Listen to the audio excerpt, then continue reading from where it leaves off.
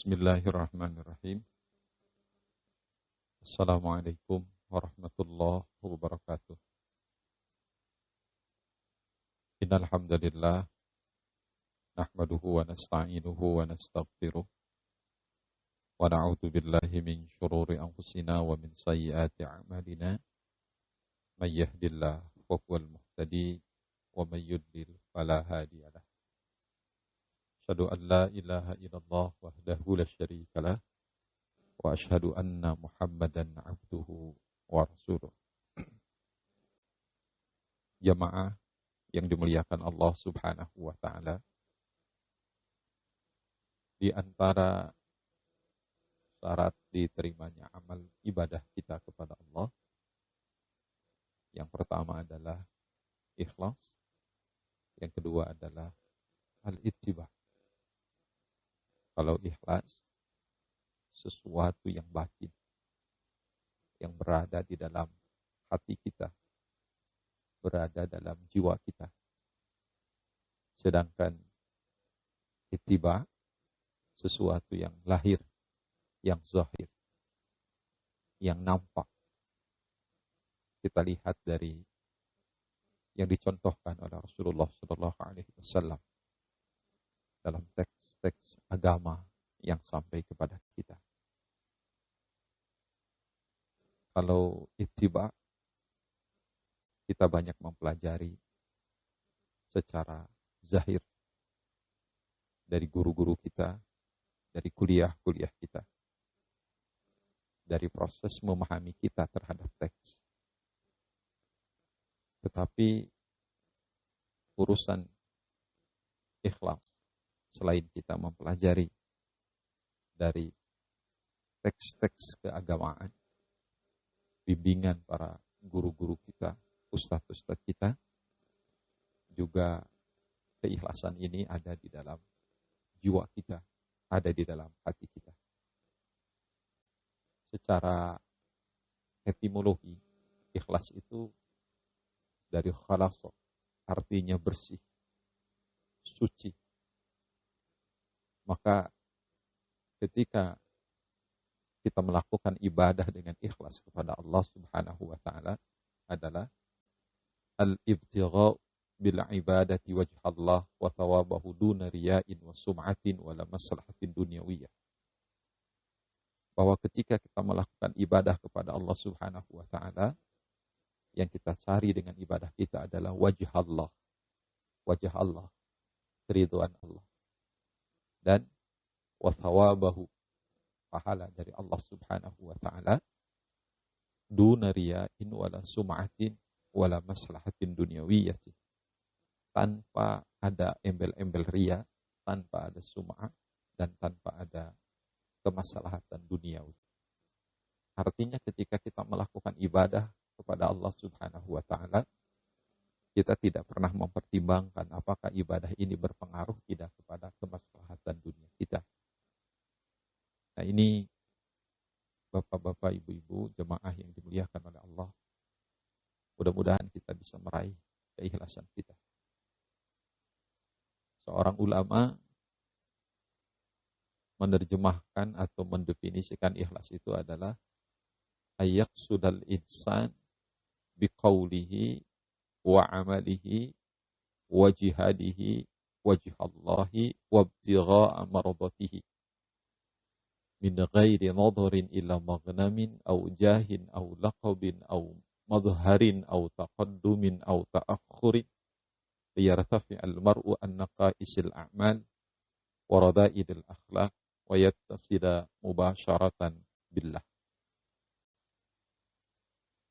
Dari definisi ini kita memahami bahwa seseorang yang ikhlas itu adalah dia memaksudkan segenap ucapannya, segenap amalnya, segenap jihadnya untuk meraih wajah Allah dan meraih ridho Allah. Jadi dia maksudkan ucapan yang ia keluarkan, amal yang ia lakukan, jihad yang ia lakukan hanya semata-mata untuk mendapatkan wajah Allah dan ridha Allah.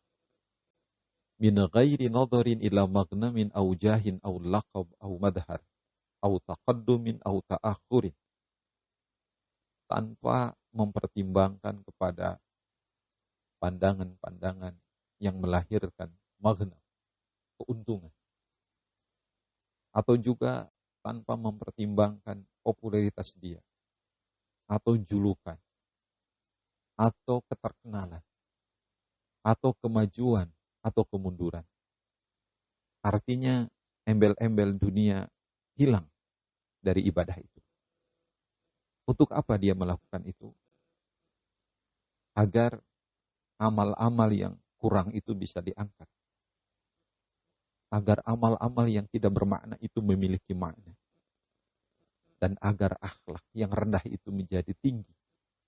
Agar akhlak menjadi mulia. Bahkan dia mampu berhubungan langsung dengan Allah Subhanahu wa ta'ala. Dari definisi ini kita bisa menyimpulkan Bapak Ibu sekalian bahwa ikhlas itu adalah kita tidak menyisakan sedikit pun untuk kita. Semuanya untuk Allah. Kita tidak menyisakan untuk hamba. Tidak menyisakan untuk makhluk. Semua yang kita kerjakan hanya untuk mendapatkan ridho Allah Subhanahu wa ta'ala.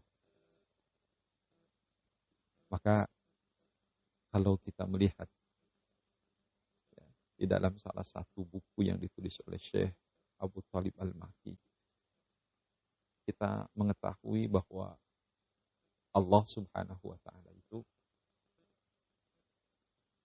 memberikan 5 cahaya kepada seorang mukmin. Pertama, cahaya hidayah. Kedua, cahaya taufik. Ketiga, cahaya ibadah. Keempat, cahaya kecukupan. Dan terakhir adalah cahaya perlindungan. Dengan cahaya hidayah, ia bisa mengikhlaskan keislaman dia. Dengan cahaya taufik, dia mengikhlaskan keimanannya. Dengan cahaya ibadah, dia mengikhlaskan semua perbuatannya. Dengan cahaya kecukupan, ia mengikhlaskan semua ucapannya.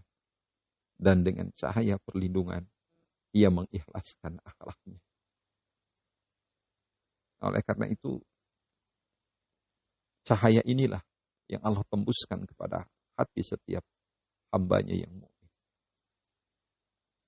Maka kalau kita melihat di antara orang-orang yang masuk neraka, itu orang-orang yang banyak amalnya. Amal yang tentunya tidak disertai dengan keikhlasan. Amal yang dilakukannya menyisakan urusan-urusan dunia. Amal yang disertai dengan motivasi-motivasi dunia. Di dalam hadis riwayat Muslim, Abu Hurairah mendengar informasi ini dari Rasulullah SAW. Kata Abu Hurairah, sami'tu Rasulullah sallallahu alaihi wasallam yaqul.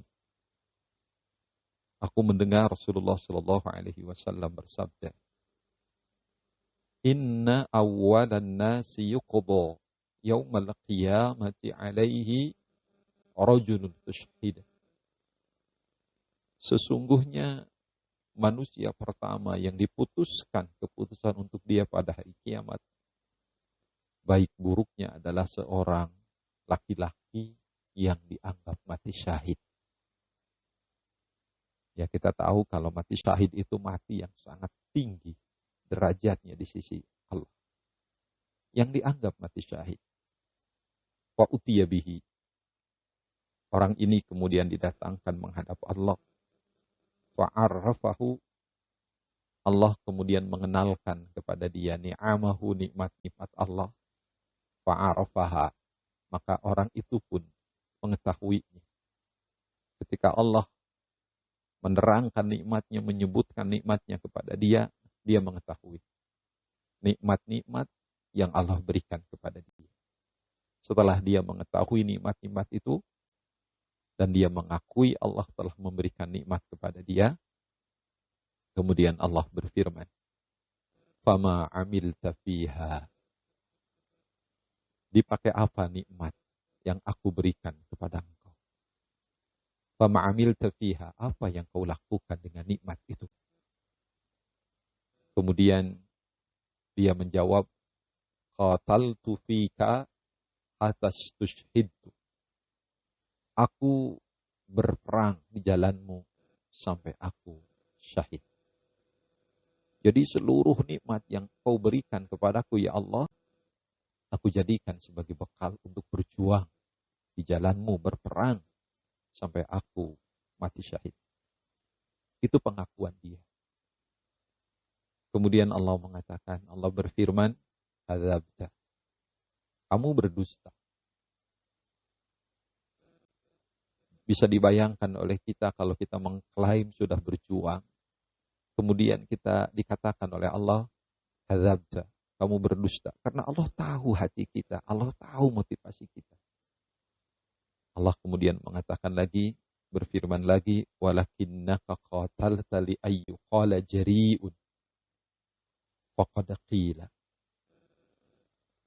Sesungguhnya engkau berperang itu untuk disebut sebagai orang yang pemberani. Dan itu sudah dikatakan kepadamu. Artinya orang ini ketika berjuang menggunakan nikmat yang Allah berikan kepada dia, dia menggunakan nikmat itu untuk berjuang, tapi berjuangnya bukan untuk Allah. Dengan nikmat yang Allah berikan itu, dia hanya mengejar motivasi dunia, ingin disebut sebagai orang yang pemberani. Dan itu sudah didapatkan oleh dia di dunia. Faqad qila. Akhirnya, thumma umira bihi, diperintahkan terhadap orang itu, fasuhiba ala wajhihi, disungkurkan wajahnya, hatta ulqiya finnar, kemudian orang itu dilemparkan ke dalam api neraka. Kenikmatan yang Allah berikan buat dia, harta, kesempatan yang Allah berikan buat dia, dia gunakan untuk ibadah, berjihad, bahkan berperang, tapi ternyata tidak untuk Allah, dia hanya ingin mengejar sebagai orang yang pemberani. Dan itu sudah dikatakan oleh manusia. Akhirnya di akhirat dia tidak mendapatkan apa-apa. Dia hanya mendapatkan di dunia saja, yaitu sebagai seorang pemberani yang akhirnya dia pun diseret ke dalam neraka. Yang kedua, Bapak Ibu jamaah yang dimuliakan oleh Allah Subhanahu wa taala, yang dipanggil kedua itu adalah warajulun ta'allamal ilm wa 'allamahu wa qara'al Qur'an. Orang yang banyak belajar, yang tidak hanya belajar, dia mengamalkan ilmunya, bahkan sampai kepada membaca Al-Quran dengan sebaik-baiknya. Jadi dia semangat belajarnya tinggi, semangat mengamalkan ilmunya tinggi, bahkan soleh. Dia memiliki hubungan yang kuat dengan Allah, ya, dengan membaca Al-Quran.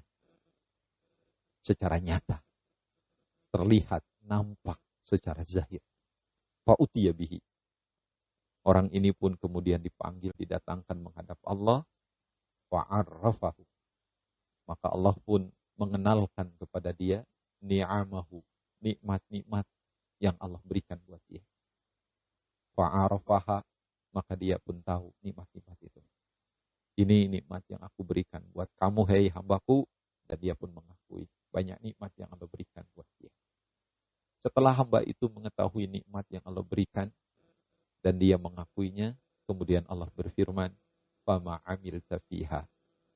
Dipakai apa nikmat yang aku berikan kepadamu itu? Fama amilta fiha, apa yang kamu lakukan pada nikmat tersebut?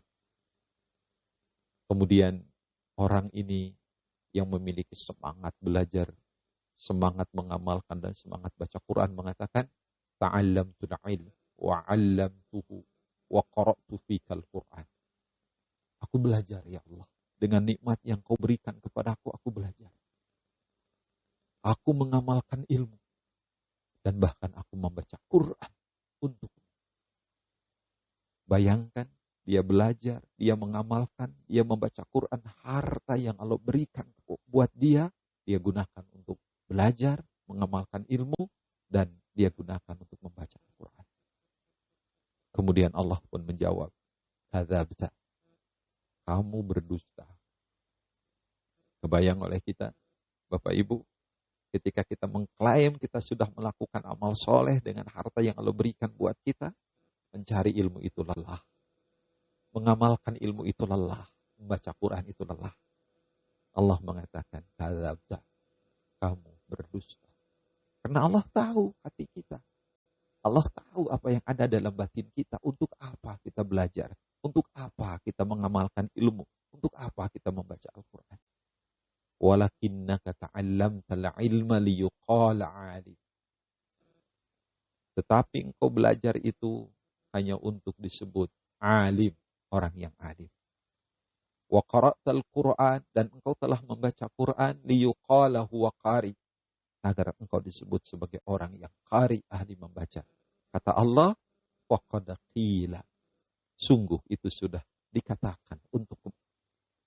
Allah tahu dalamnya hati kita. Allah tahu motivasi kita. Kamu betul sudah menggunakan harta yang aku berikan kepadamu untuk mencari ilmu, untuk mengamalkan ilmu, untuk membaca Al-Quran.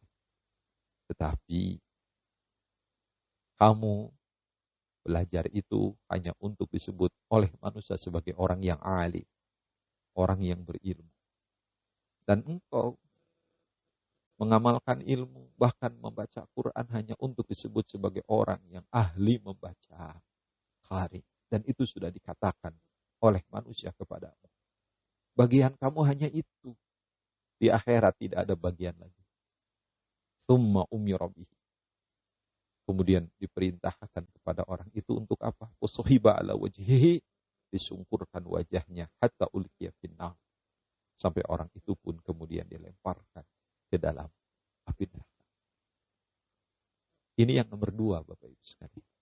Sangat berat sekali. Harta yang ia miliki, kesempatan yang ia dapatkan, akhirnya berujung dengan neraka karena tidak ikhlas. Dan kelompok yang ketiga yang didatangkan, dipanggil oleh Allah itu adalah warujulun wasa'ahallahu alaihi, seseorang yang Allah luaskan buat dia. Wa a'tahu min asnafil mali kullihi, Allah berikan buat dia harta yang berlimpah. Ya. Kemudian fa'utiya bihi, orang ini pun dihadapkan kepada Allah, didatangkan menghadap Allah. Fa'arrafahu ni'amahu, Allah mengenalkan kepada dia nikmat-nikmat yang Allah berikan buat dia selama di dunia. Apa itu nikmat, segala macam yang Allah berikan buat dia. Dan dia pun akhirnya fa'arafaha, orang itu pun mengakui, orang itu pun mengetahui banyak nikmat yang Allah berikan buat dia. Bahkan harta yang banyak. Kemudian Allah mengatakan, berfirman buat dia, fama amilta fiha, apa yang kamu lakukan dengan harta yang aku berikan kepada kamu? Kemudian orang itu mengatakan, ma taraktu min sabilin tuhibbu ayunfaqa fiha illa anfaqtu fiha lak. Bayangkan pengakuan dia. Ya Allah, tidak aku tinggalkan dari sebuah jalan yang engkau cintai aku untuk infak, kecuali aku infak ya Allah. Bahasa yang sederhananya, tidak ada kesempatan yang engkau mencintai aku untuk berinfak ya Allah. Aku lakukan semua ya Allah. Semua hartaku habis untuk infak, untuk sedekah. Bayangkan, hartanya digunakan untuk di jalan Allah. Kemudian Allah berfirman, karena Allah tahu motivasi hati orang itu, jiwa orang itu. Dan Allah mengatakan, kadzabta, kamu berdusta. Kebayang oleh kita, jemaah, Bapak Ibu sekalian, ketika kita sudah beramal dengan totalitas, harta kita habis untuk berjuang di jalan Allah, kita sedekahkan, kita infakkan. Tapi Allah mengatakan, kadzabta, kamu dusta. Karena Allah tahu. Walakinnaka fa'alta, tetapi engkau mengerjakan itu semua liyuqal huwa jawad. Engkau hanya ingin mendapatkan jawad, gelar orang dermawan. engkau melakukan itu semua karena engkau ingin disebut sebagai orang yang dermawan. Faqad qila, dan sungguh itu sudah dikatakan untukmu waktu di dunia. Itu hanya bagiannya. Ya, kebayang oleh kita, Bapak Ibu sekalian, kalau kita hanya ingin disebut sebagai orang yang jawad, orang yang dermawan. Dan itulah bagian kita. Akhirnya, tsumma umira bihi, kemudian diperintahkan kepada orang itu untuk apa? Fasuhiba ala wajhihi, disungkurkan wajahnya, tsumma ulqiya finnar, kemudian orang itu pun dilemparkan ke dalam neraka. Bayangkan oleh Bapak Ibu sekalian, jamaah yang dimuliakan Allah Subhanahu wa taala, harta yang dimiliki oleh kita, ilmu yang dimiliki oleh kita, bahkan ya seluruh potensi jiwa raga kita sampai kita mati syahid di jalan Allah, itu tidak bermakna ketika kita melakukan semua itu bukan karena ikhlas. Oleh karena itu, kita berusaha agar seluruh aktivitas kita berada dalam keikhlasan. Kita ingat, di antara 7 kelompok orang-orang yang mendapatkan perlindungan di hari kiamat, itu adalah orang yang infak dengan ikhlas. Sab'atun yudhilluhumullah fi dhillihi yawma la dhilla illa dhilluh. 7 kelompok yang akan mendapatkan perlindungan pada hari kiamat, pada saat tidak ada perlindungan selain perlindungan Allah. Siapa salah satunya? Wa rajulun tasaddaqa bisadaqatin fa akhfaha hatta la ta'lama shimaluhu ma tunfiqu yaminuhu. Seseorang yang infak dengan tangan kanannya dan tangan kirinya tidak tahu apa yang diinfakkan oleh tangan kanannya. Artinya apa? Dia melakukannya dengan ikhlas kepada Allah.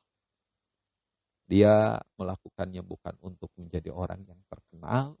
Dia melakukannya bukan untuk mendapatkan pujian manusia. Dia melakukannya karena cinta kepada Allah.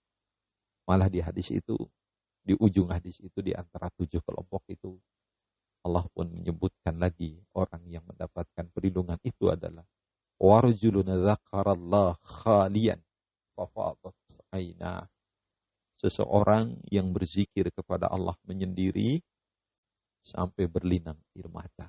Kalau menyendiri tidak ada orang. Kalau menyendiri dia syahdu, rindu dengan Allah. Dia syahdu bersama Allah. Dia tenang menghadap Allah, tidak ada orang yang tahu. Sampai berlinang karena Allah, bukan karena manusia yang melihatnya. Kadang-kadang kita berdoa bersama, kita bisa menangis karena ada orang menangis. Kita bisa menangis karena ada rekayasa spiritual. Tapi orang ini dia berzikir menyendiri, dia berdoa menyendiri, dia munajat menyendiri sampai berlinang air mata. Inilah orang ikhlas.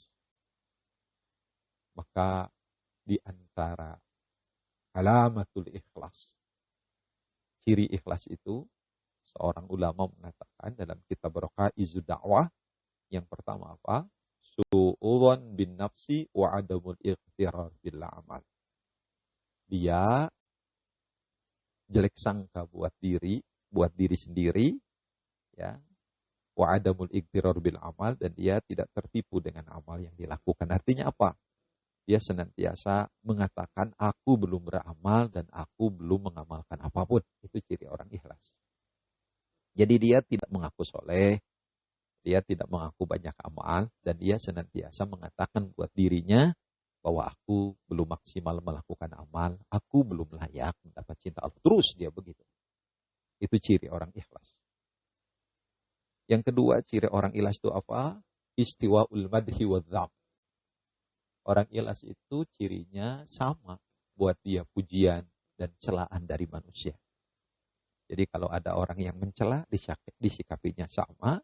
Dan ada orang yang muji pun sikapi sama. Pujian dan celaan buat dia tidak mengaruh dalam ibadah dia.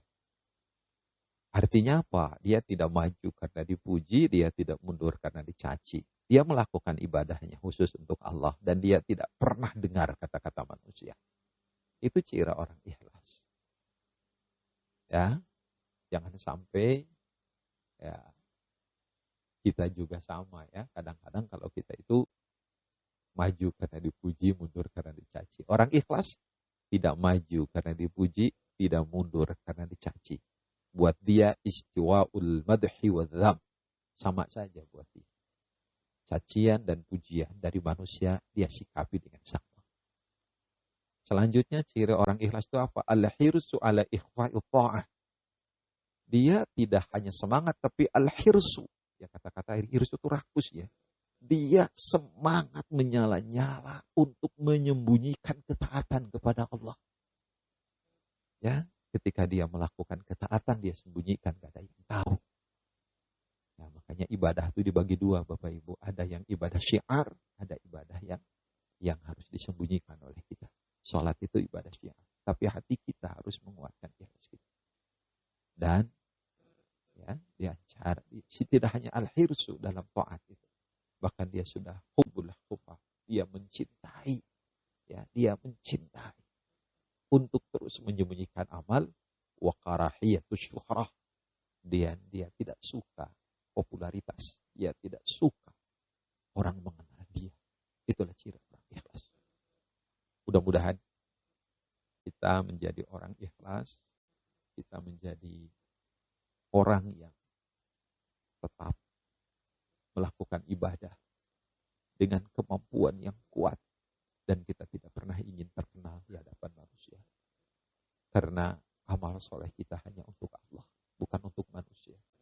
Amal soleh yang kita lakukan untuk kebahagiaan kita di akhirat. Jangan sampai kesempatan itu kita gunakan hanya untuk riya. Hanya untuk dipuji manusia. Dan kita tidak mendapatkan apa-apa di akhirat. Kita berlindung kepada Allah dari riya, dari sum'ah. Mudah-mudahan kita bisa ikhlas melakukan amal soleh. Subhanakallahumma wa bihamdika asyhadu an la ilaha illa anta astaghfiruka wa atubu ilaik. Assalamualaikum warahmatullahi wabarakatuh.